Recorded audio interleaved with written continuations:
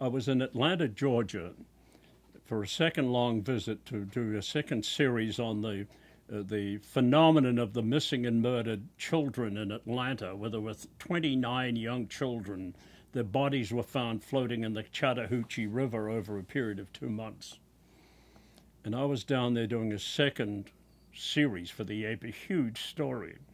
And while waiting to interview a prominent black leader who was staying at a motel, and I was there at just at dawn, really, because he traveled around a lot.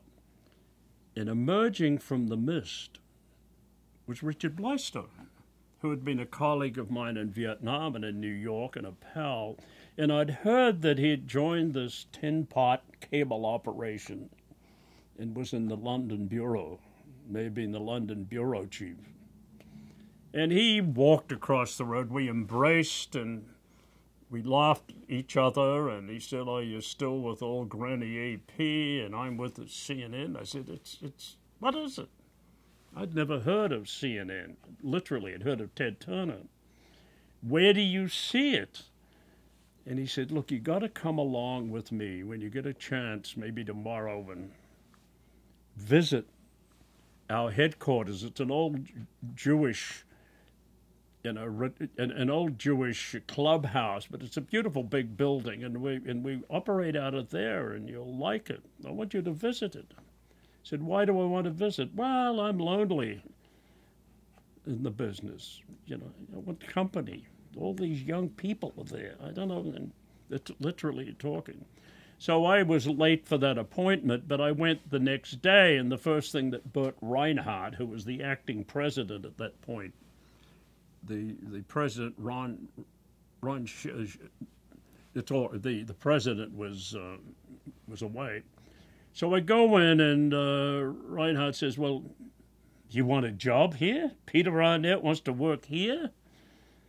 And because I was sort of well known in the media environment, and I said, "No, Blystone invited me to come along and just to meet, and I just want to walk around the newsroom and see all the anchor ladies getting made up." And I said, "It's fascinating. It's like a movie to me." He said, "Well, while you're here, so what I want you to do is have a little screen test." And I said, "Well," he said, "do it." He said, "Now go next door and just don't look at the camera. Look at my assistant, who was a former CBS producer, forget his name. Look at him and tell him a story for 2 minutes, and then bring the tape back and we'll play it on the television." So I went next door, and I'm sitting there, and the CBS producer says, "Now, look in the camera. Talk into the camera. That's how anchors do it. Don't look at me." Look, so I did the 2-minute spiel going in. That's Reinhardt puts it in the machine. "What the hell are you looking into the camera for? I told you to look at this guy." And he's in the corner, so I thought, I got to get out of here. I got to get out of here. These guys are crazy. But he did show me around the shop, and I left, and I said goodbye to Blystone and all my intention. Well, I didn't have any intention. I didn't have any idea that I wanted to do it. And I'd been talking to, I was sort of sick of the AP, and I'd been talking to Eddie Adams about a few other ventures and stuff. But I was ready to leave the AP and to fly away somewhere, but I wasn't really sure. I didn't have a clue until 2 nights later, I get a call in New York from Reese Schonfeld, who was the president. Great guy, very little smart, liberal character, and he said, Peter, you got to join us. You got to join us. I mean, you're the greatest. You got to join us." And I said, "Well, you're kidding, aren't you?" He says, "No, we got a slot opened." And they'd hired a CBS guy to be national correspondent. But he had pulled out. He said, "We've got financing for that slot, and I want you in there, national correspondent for CNN." I said, "I'm a special international correspondent for the AP. I can go anywhere in the world." And he said, "You can go anywhere in the world with us."